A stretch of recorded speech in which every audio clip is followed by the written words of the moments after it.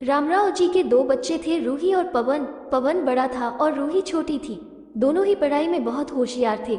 रामराव और रूही की मां लता रूही को लेकर बहुत चिंतित थे, क्योंकि रूही ने अपनी शिक्षा पूरी कर ली थी। अब उसके लिए एक बेहतर रिश्ता खोजना था। एक दिन उनके करीबी रिश्तेदार का बेटा दीपक शादी में रूही का हाथ मांगने के लिए उनके घर आया। दीपक को सभी पसंद करते थे। वो दिखने में अच्छा था और एक अच्छी कंपनी में कार्यरत था।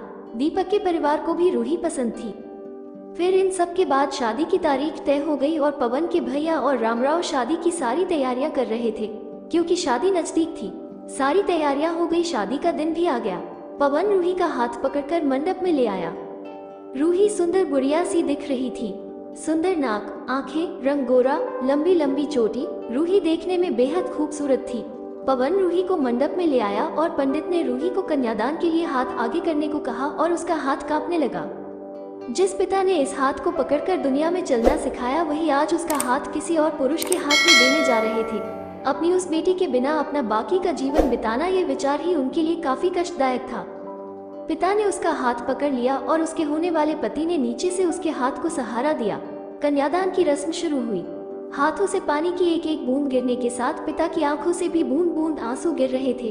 अपने कलेजे का टुकड़ा दान करते समय क्या अवस्था होती है, तब वो रामराव ने जाना।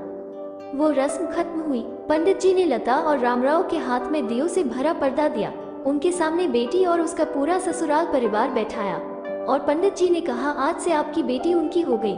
उनसे कहो कि उसका अच्छे से ध्यान रखें। लता अपने मायके वालों के लिए एकदम पराई हो गई। उसकी आंखों में आंसू भर आए। रूही को 2 दिन की ट्रिप पर भी भेजना माँ के लिए कितना मुश्किल होता था, और अब उसको हमेशा के लिए दूसरे के घर भेज दिया जाए और उसके अपने ही घर का मेहमान बना दिया जाए, यह बात अब माँ को समझ आ रही थी। उस रस्म के बाद दूल्हा गेट पर आ गया।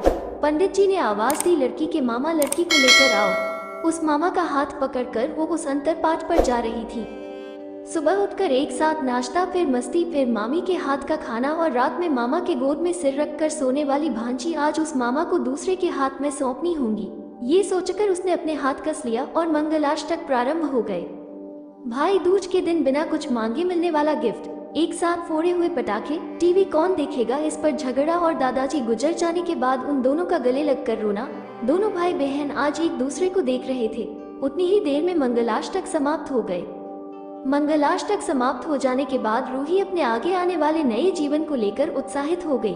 रूही ने वरमाला पहनाई और अपने पति दीपक के पास खड़ी हो गई। रूही के सामने बहुत से लोग खड़े थे। कुछ आशीर्वाद दे रहे थे और कुछ पास होकर स्तुति कर रहे थे। फोटो के लिए उसकी सहेलियां आई।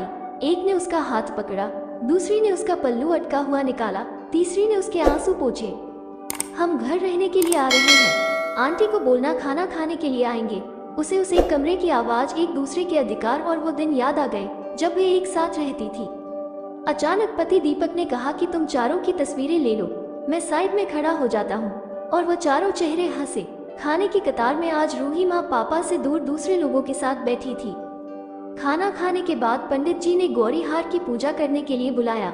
रूही ने वहाँ मन से पूजा की।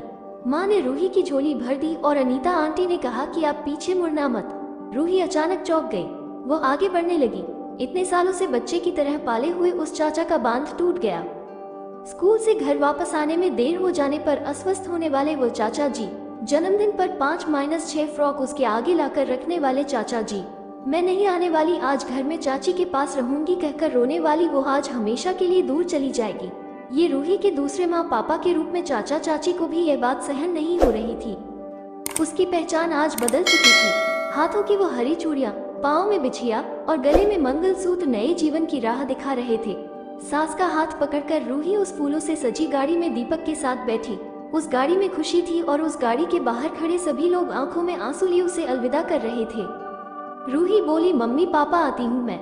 बहुत मुश्किल होता है अपना कलेजा, अपना दिल अपने ही हाथों से बाहर निकालकर पराये हाथों में सौंपना, और वह अपने कलेजे को, अपने दिल को खुद के दिल से लगा कर रखेगा।